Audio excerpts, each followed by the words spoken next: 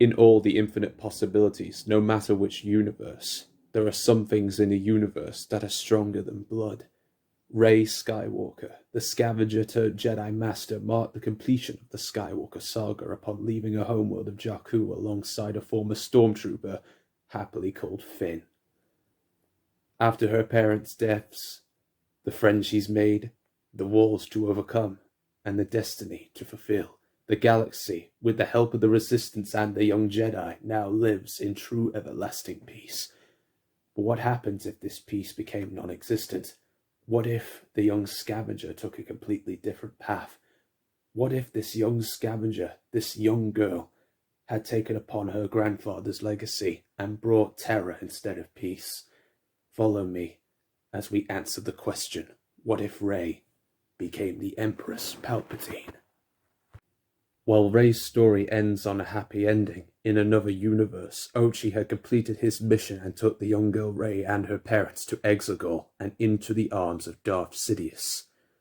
With her parents hostage, Palpatine forced Rey to become his next successor, or, if she refused, they would die. This new Rey fully mastered the power of the dark side, and when her training was complete, Palpatine kills her parents, and then it forces Rey in a fit of rage to kill her grandfather. Palpatine laughed maniacally, welcoming the new Empress, and declares that the Jedi will be no more. Empress Palpatine, on that day, was born on Exegol, and together with the Knights of Ren and the last survivors of the Empire, a new order was born to bring terror across the galaxy. This is what is known as the Final Order. After her brutal battle on Ahch-To against Ben Solo, who we had covered not too long ago, Rey was frustrated on how she was bested so easily, but her advisor, Supreme Leader Snoke, told her to head to Mustafar, deep within Darth Vader's castle, where a new power will await her. When she arrived, the clue to said power was on a holocron from her grandfather, Palpatine, requesting that Darth Vader should take Luke Skywalker to Tor Valum in the Remicor system. When Rey reached Remicor, all that was left was a destroyed battlefield and a lit fire, and alongside it, Tor Valum himself. He told the young Empress to take off her helmet, revealing her true face, scarred and disfigured after the effects of the holocron. After a long talk, Rey was able to learn how to absorb the light force of all living things, healing her face. But Tor Valum could still sense the regrets and her fears from her childhood. He then leads Rey to a cave where she goes by herself. But she is then easily scared away by the visions of Palpatine, her parents' death, and that she will always be nothing, an empty canvas. Angrily, she kills Tor Valum and begins to learn more about the planet, known as Mortis. As Rey continued to learn more about the world between worlds, years later on Jakku, Lor San Tekka gave the part of the map to Exegol to Poe Dameron, but suddenly the Final Order attacked the village on Jakku and the stormtroopers spared no one.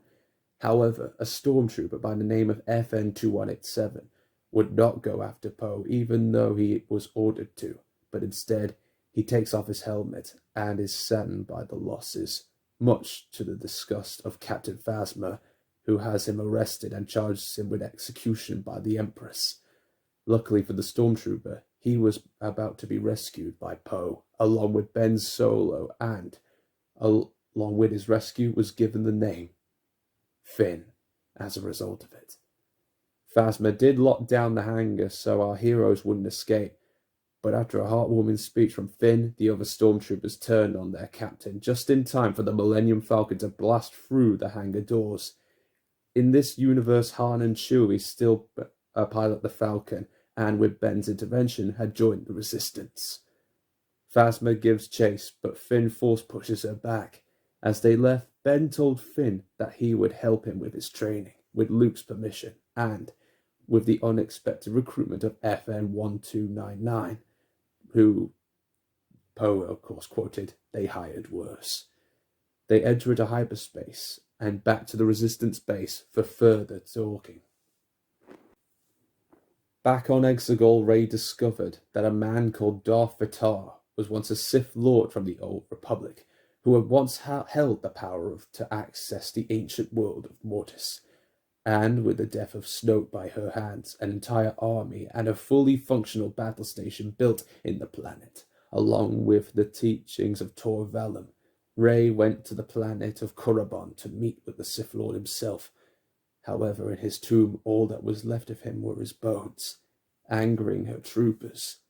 Suddenly, green energy absorbed the essence of her troops, and as it flowed into the dead body of Darth Vatar, bringing him back to life, the Sith Lord then asks the Empress to what pleasure does she bring in reviving him. She speaks of the power of the Mortis gods, which she is so interested in. Vatar smiles and forms a grand alliance to conquer the galaxy once and for all. But will this team-up bring the end of a universe as we know it? During this time, Starkiller Base, now on Exegol, had fired, destroying the Hosnian system in the process. Although hope does seem lost for the galaxy and a new war rising, no matter which universe, no matter what happens along the way, hope still remains.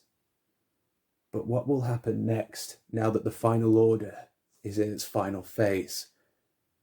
What will happen when both fates between Ben Solo and Rey clash together? There's only one way to find out, and that is to answer the question, what if?